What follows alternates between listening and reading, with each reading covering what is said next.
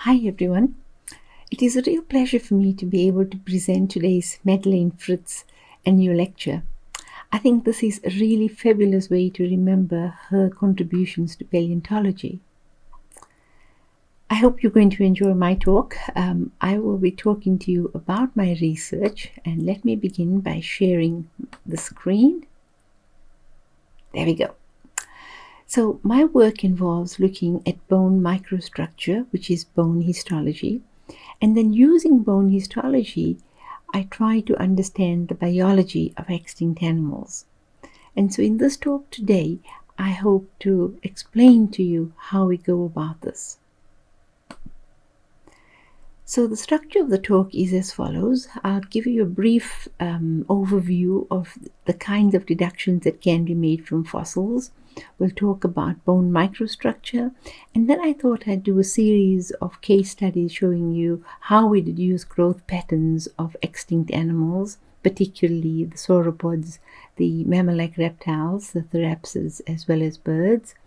And we do a little bit about pathologies in the fossil record, and then biomechanical studies that I've been involved in. And then I'll end off by talking about the current research that's going on in my lab these days, and then finally a bit about science communication. So that's the way we're going to proceed. As you know, after all the millions of years that animals have gone extinct, particularly dinosaurs, all that remains are the hard parts, that is the bones and the teeth. And using just those hard parts, we try our very best to reconstruct these animals as once living animals. And so from the bones, we are able to look at the morphology, look at the anatomy, and try and make deductions about biology. And although we are able to gain a lot from understanding the morphology, by looking inside the bones, that is, at the microscopic structure of the bones, we have so much more that we can actually deduce. So, for example, here we see a growth series of femora of this dinosaur, and you can see we have little tiny femora right up to some juveniles, subadults, and adults, and we can study the morphological changes through ontogeny. And this is really fabulous. But if we want to know more about this animal, we actually can find out more about how it actually grew by looking at its microscopic structure, so by looking inside its bones. So if you look at a bone like this, a femur, and if you study the anatomy, you get a certain amount of information. At the next level, you have the microanatomy, and this also gives us information. And then the histological structure is at an even finer level.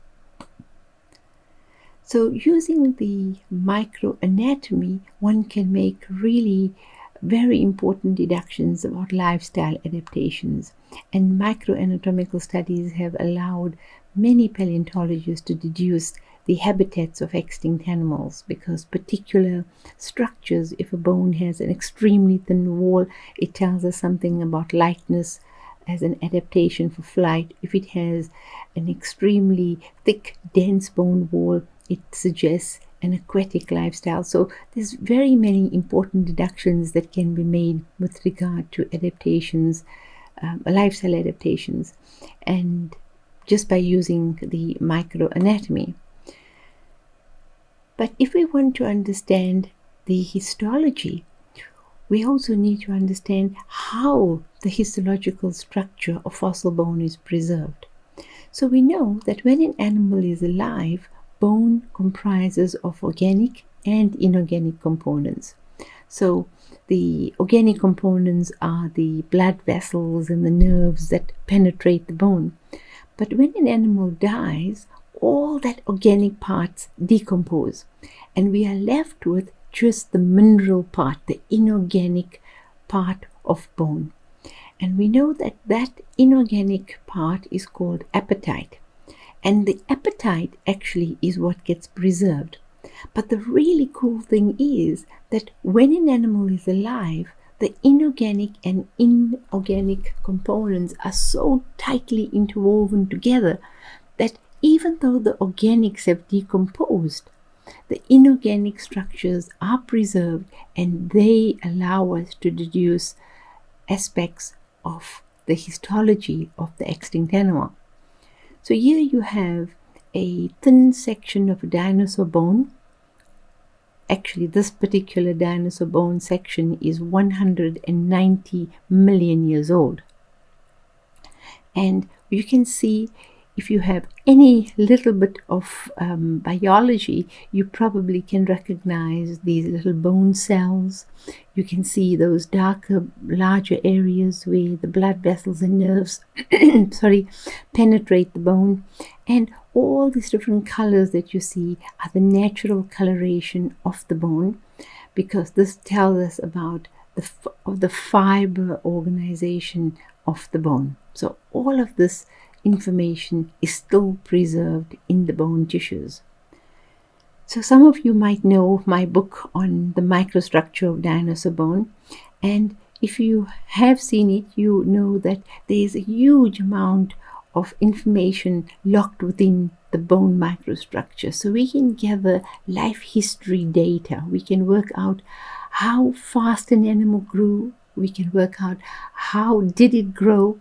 We can determine what stage of ontogeny it is at. So whether it's a juvenile, whether it's a subadult, whether it's an adult. And we can also make deductions about sexual maturity. And if you have many individuals, you can determine when sexual maturity occurs. And using the bone structure and the microanatomical structure as well as the histology, one can actually deduce aspects of the biomechanical function of the particular bone. And then, of course, there's also this idea that you can study the bone histology and deduce if the animal had suffered from any kind of disease. So there's a huge amount of information that is locked in the bone microstructure, and it is just absolutely wonderful to be able to unravel that biology by looking at the thin sections of bones. So here we see a section of a dinosaur bone, and many dinosaurs have this kind of bone tissue where you can see these bands of bone where you have growth lines. So you can see these periodic lines that interrupt these rapid bone deposition. And these lines actually allow us to work out the age of the animal. This section is of a T-Rex fibula, and you can see even though there's been some changes in the bone tissue, like by these secondary osteons developing, you still have the lines preserved. And by counting the number of lines in the bone, you get an idea of the age of the animal. And this is called skeletochronology, time from the skeleton. And if you have different sized individuals that you are studying, you can work out the ages of these different individuals, and you can actually plot growth curves for these dinosaurs. And this, what you're seeing here, are the first growth curves that were ever published for dinosaurs. In fact, it was my work on Mesospondylus and Syntarsus that actually developed these growth curves. And what we understand here is that by looking at these different dinosaurs, one can work out the number of growth rings and plot a growth curve that allows us to work out how did this animal grow. And interestingly, today we know that there are many more people have studied growth curves of dinosaurs, and we also know that the methods have become a lot more sophisticated, and I'll tell you about that later in this talk. But one of the things that we've seen is that there's been this whole range of different dinosaurs that have been studied, and we have a much better idea about how dinosaurs have actually grown by looking at the bone microstructure. The work by Erickson has shown that T-Rex actually took about 19 years to grow to 12 meters in length. So when we look at these big sauropod dinosaurs, for example, Brachiosaurus here, which is about 25 meters in length and stood about 13 meters tall. Or even if we look at one of the latest titanosaurs that were discovered from Argentina, and it's supposed to be the largest ever titanosaur, which reached lengths of about 40 meters and stood about 20 meters in height. So these dinosaurs are really enormous. And of course, when you're faced with these kind of big behemoths in the fossil record, you often want to know, how did they get so big? How long did they grow? And clues about their rates of growth and the time that they took to grow has come from bone tissues. The first work on this was done by Martin Sander. He was the first person to propose an idea about how sauropods reach such giant proportions, and he basically compared the bone histology of the basal sauropodomorphs to those of the more derived sauropods, and he suggested that using bone histology you could deduce how fast these sauropods grew to reach those gigantic proportions. And what he suggested is that the bone tissues of the sauropods had a very, very unique kind of bone tissue that suggested they grew extremely rapidly, and they had no interruptions in their growth, so none of those growth lines are present in their bones, and this suggested elevated growth rates for sauropod dinosaurs, which contrasts to what we get in basal sauropods, where there are these growth lines that periodically interrupt their bones. So they have cyclical growth, and their derived sauropodomorphs don't have any of these cycles of growth. That was the hypothesis that Martin Sander and his colleagues proposed. So a few years ago, I decided to work with my colleagues from Argentina, and we decided that we will actually look at this more closely, because when Martin Sander and Nicole Klein did the study and did the analysis, they only had two basal sauropodomorphs to work with. They had Plateosaurus and they had Mesospondylus. Plateosaurus is the one that Nicole Klein worked on, and Mesospondylus is the one that I had worked on. And on the basis of those two, they had come up with this hypothesis, and they had many sauropod dinosaurs that were studied.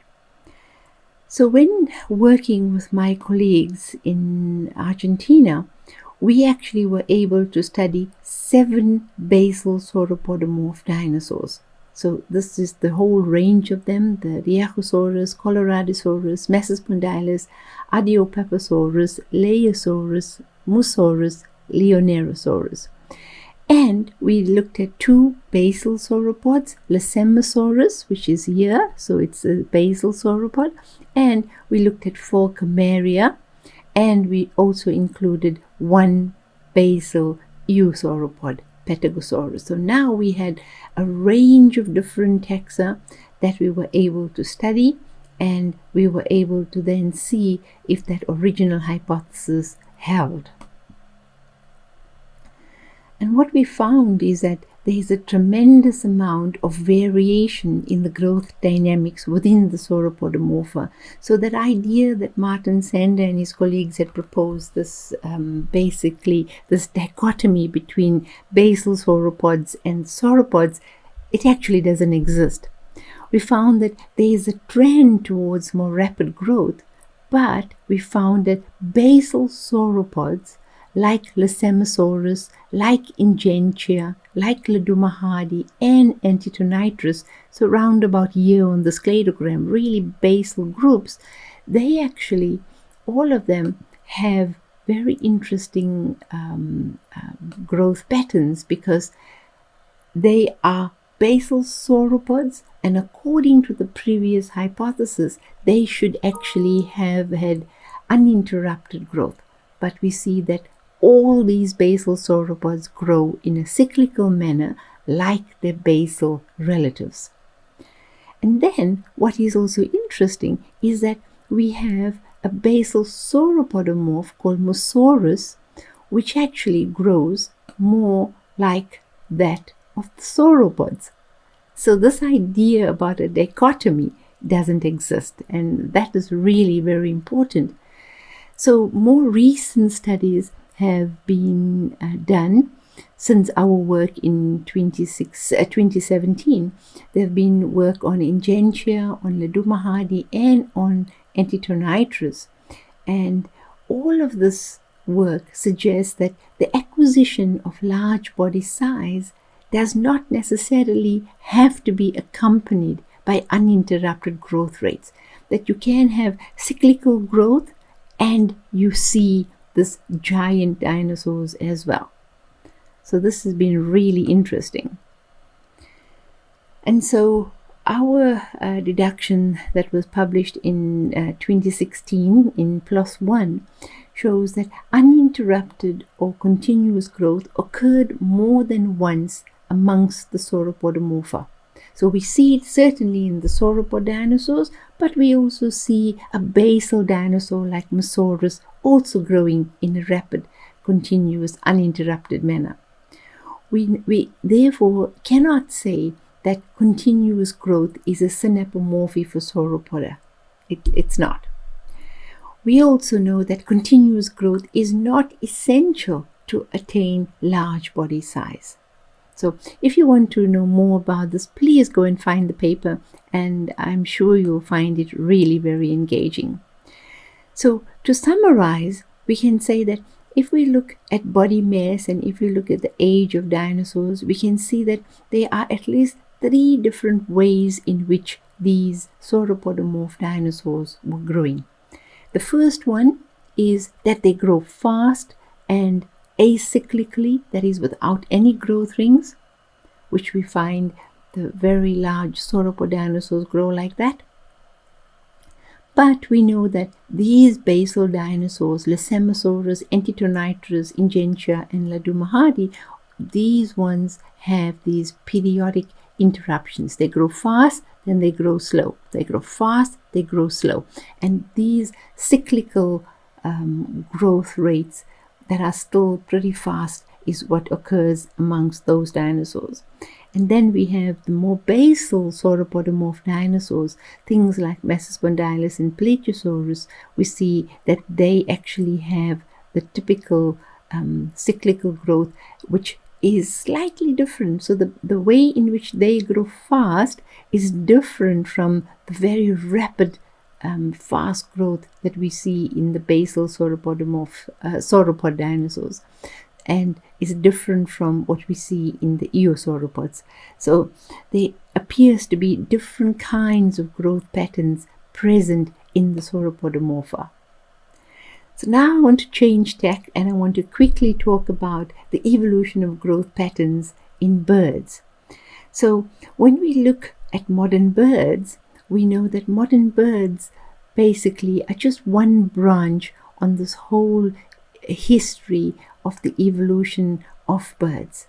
Okay, so there are many different birds or early birds that radiated. Here we have Archaeopteryx at this level, at the very base of this node here where Aves is, and we see that if we look at the ancestors of Archaeopteryx, the theropod dinosaurs, we see that they have evidence of fibrolamellar bones, so fast rates of growth, but they also have growth lines in their bones, which suggest that they have a flexible growth strategy and plasticity in growth, which is actually like more other basal dinosaurs, and even in a way similar to the cyclical growth that we see in even more basal Archosauria.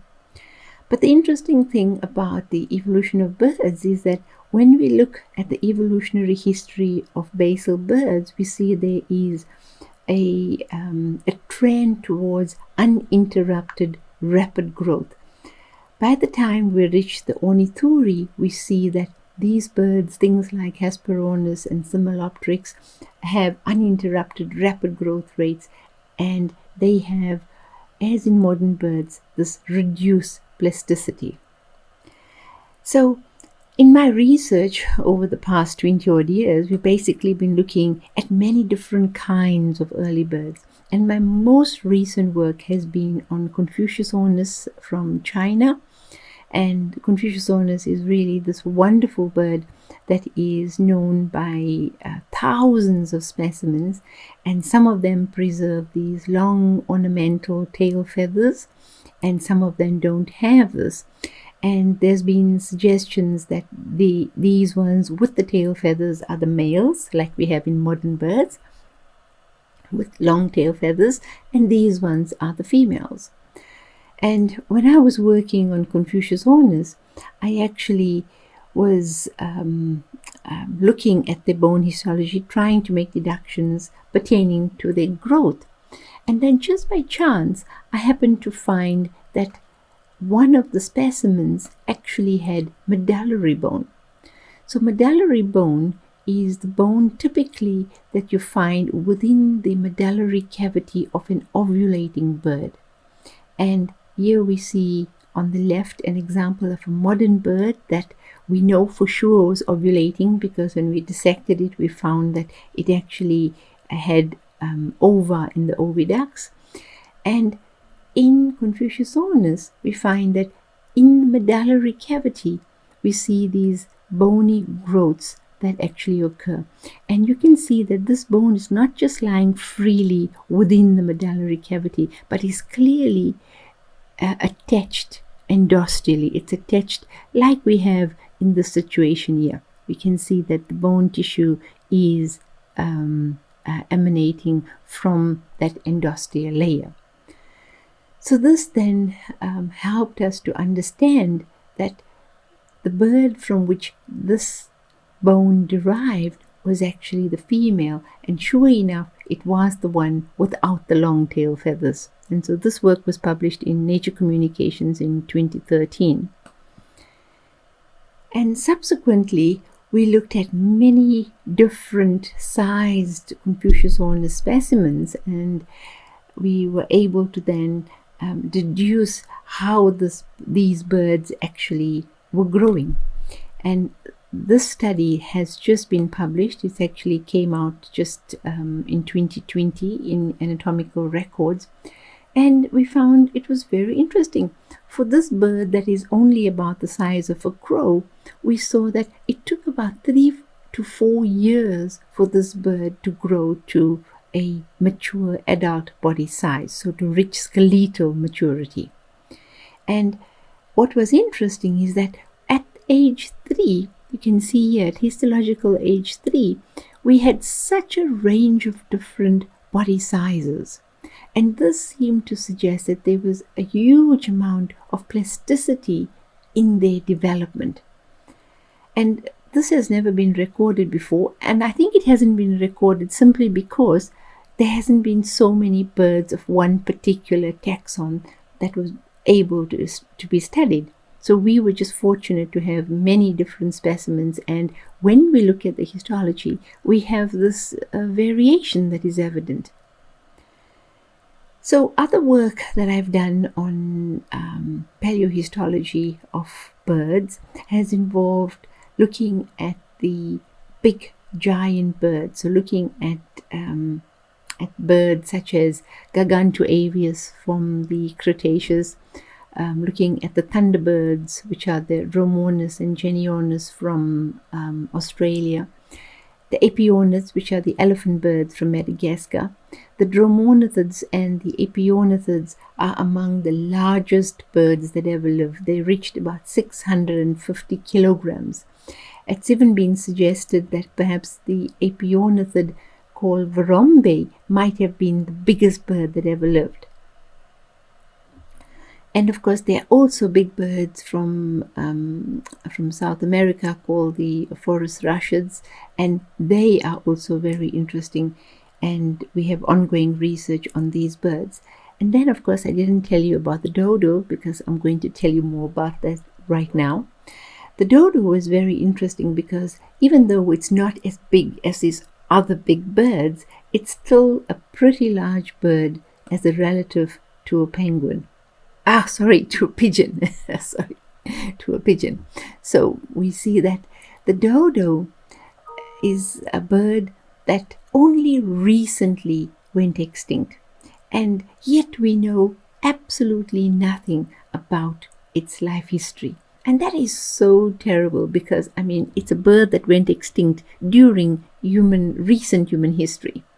And when we looked at the bone histology of the dodo, we were able to develop a growth curve for these birds. We were able to look at the bone structure, and using the number of growth lines present in the bones, we were able to deduce, we were able to say how long they took to grow up, and we were able to identify different sexes because we found that some of these birds actually had medullary bone preserved in their bone tissues. And we were also able to find evidence of molting, so we were able to work out when they actually molted. And by putting all of this together, we were able to work out an annual life history chart for the dodo. And this is really quite fascinating, and I urge you to go and look up this paper. It was published in Scientific Reports in 2017, and you'll find all the details about how we reasoned this life trajectory of the dodo. So it's really quite interesting to see how we used the same methods that we applied for dinosaurs, we applied to a recently extinct bird like the dodo. And then, of course, coming from South Africa, I am passionate also about the non-mammalian therapsids. And some of you may know my book called The Forerunners of Mammals. And we know that the therapsids are really important in the evolution of mammals because they are the ancestors of all mammals. So we know that this is where they fit in. And by looking at the bone microstructure, again, we can say something about how how mammals actually evolved and what can we see within the bone tissue structure of mammals. So South Africa has this wonderful 128 million year record of therapsids, and through this time period we can actually understand how mammals actually radiated, what were the changes in the anatomy that occurred. And together with my students, I've really had this wonderful opportunity of being able to look at some of their bones and to try and work out how the mammalian condition of fast growth actually developed. And so I don't have time to tell you about that, but I suggest that you look up that information in the Forerunners book that I just told you about. One of the things that I want to tell you about very briefly is work that I did with Sandra Jasinowski, who actually is originally from Canada, and well, I think she's back in Canada right now. And Sandra actually was working in the UK with Emily Rayfield on jaw mechanics, and then we decided to combine all our different methods and look at CT scans, finite element analysis, and the histology of histology, and to try and use these different methods to make deductions about Dicynodont cranial function. So we have a few papers out. There's two that I list down here, where we basically use the finite element analysis to indicate the kind of stresses and strains that are experienced by the Lystrosaurus skull, and then using the histological structures at particular levels. So you see those lines here, that a blue line and a green line and an orange line.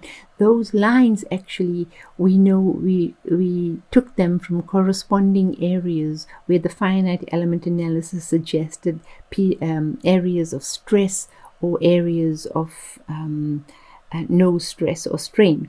And we then looked at the microstructural features that were evident at these different levels. And it's really very interesting to see how the histology correlates with the biomechanical analysis. So it's really worth looking for those papers as well. I'm also interested in bone pathologies and what causes bone pathologies. So this is a section of a modern turkey vulture, and here you can very clearly see this is the original bone wall, and from the original bone wall you get these outgrowths of bone. And I actually saw this histology and kind of put it in the back of my mind. And then years later, I was actually working on a dinosaur, a Transylvanian dinosaur, and I found that in the medullary cavity of this dinosaur, there was a bone tissue, and in the outermost part of the bone, there were these radial projections. And interestingly enough, here's a high magnification of this medullary bone.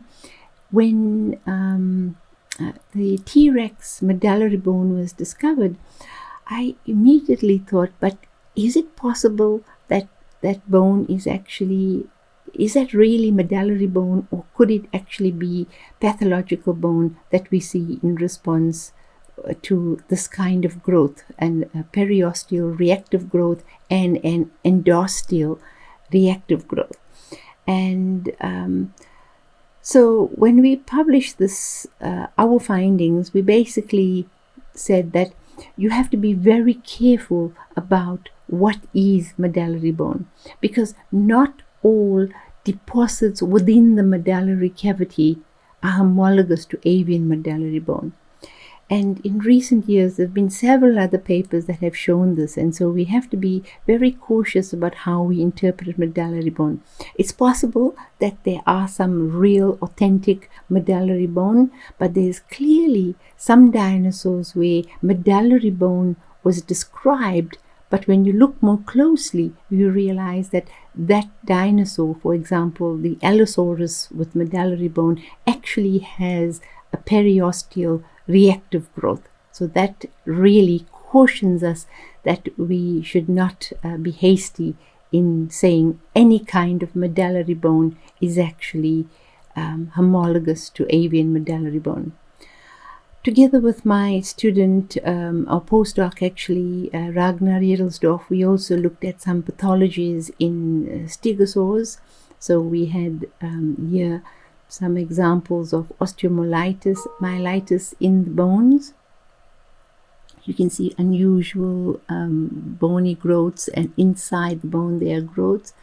And we also were able to find this unusual radial growth that occurred as well.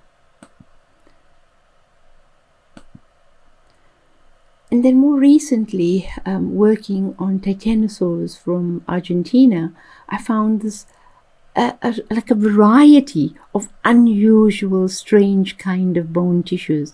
And so this paper was published in Scientific Reports, where we basically showed that there's actually some things we just don't understand.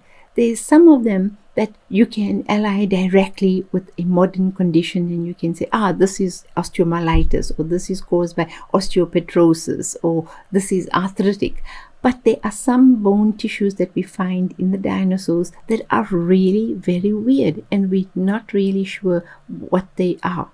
And again, this paper is published, so you can easily find the paper.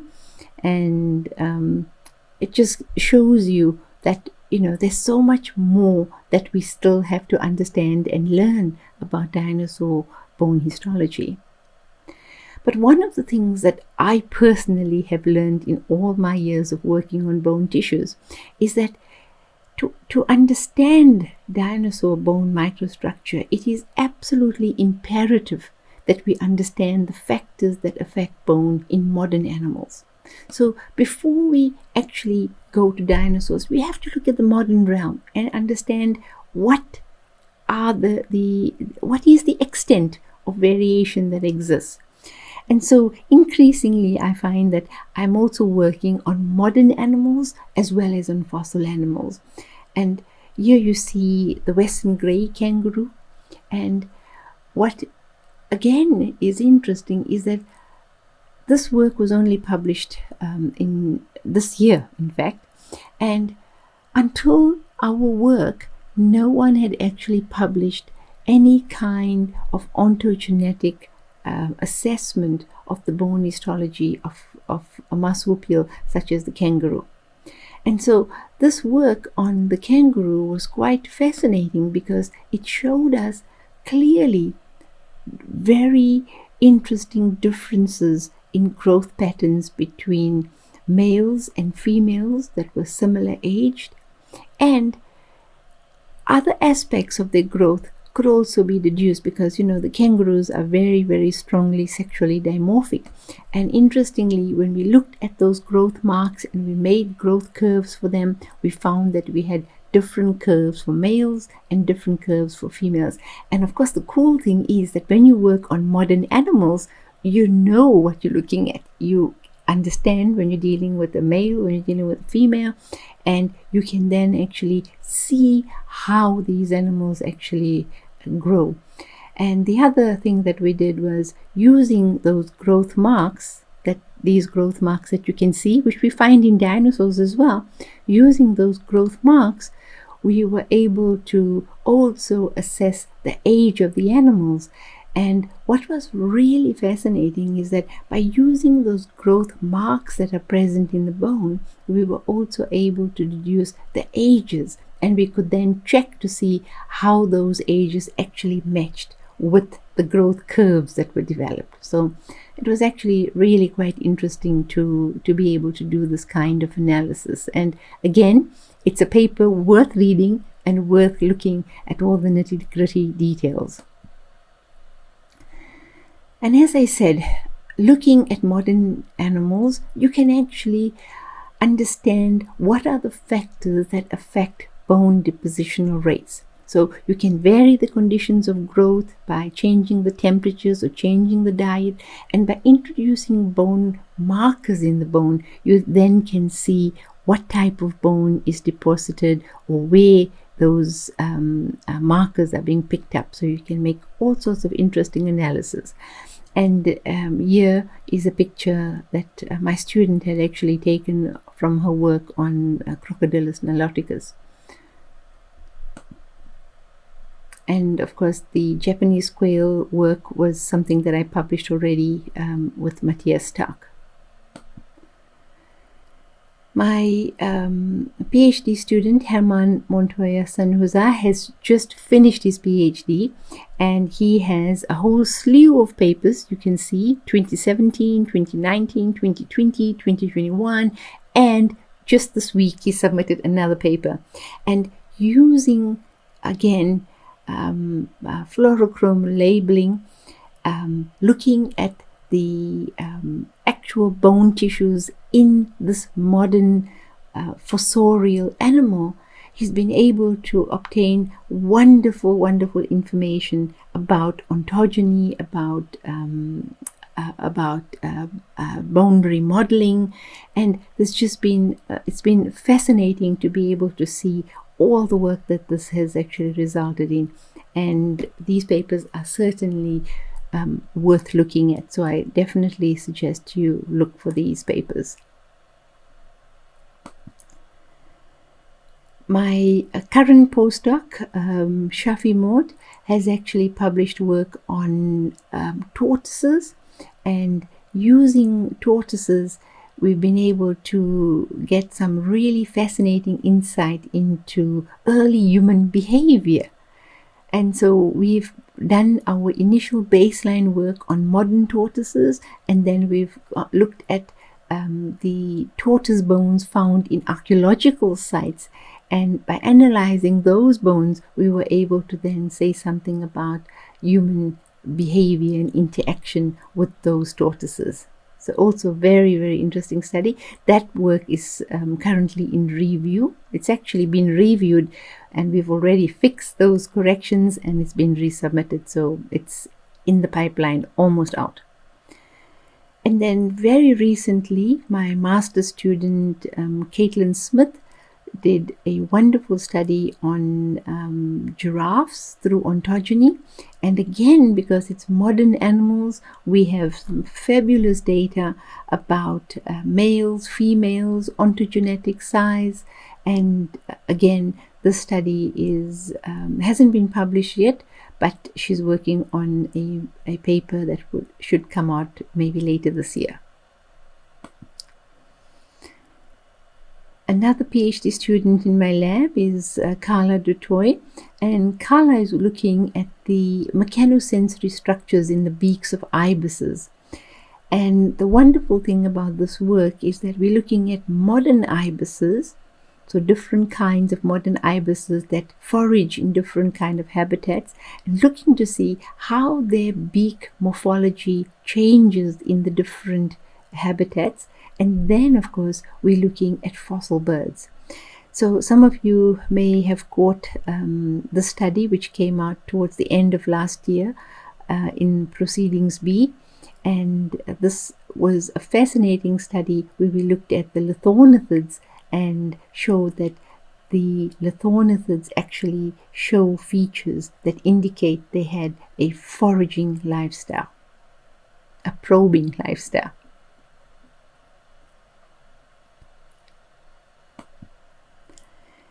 So basically, I firmly believe that to unravel the biology of extinct animals, we absolutely need to able to study the biology of living animals. So we must have a better understanding of living animals.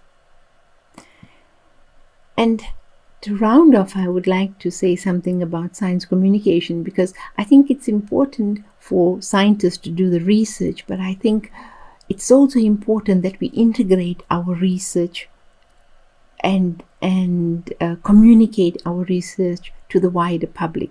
And so I've certainly been at the forefront of science communication in South Africa, and I've been actively involved in science communication, and I have several books. I have, of course, the two academic books that I mentioned, the Dinosaur Bone Microstructure and Forerunners, but I also have two popular level dinosaur books. One is called Fossils for Africa, and the other one Dinosaurs, or Famous Dinosaurs of Africa.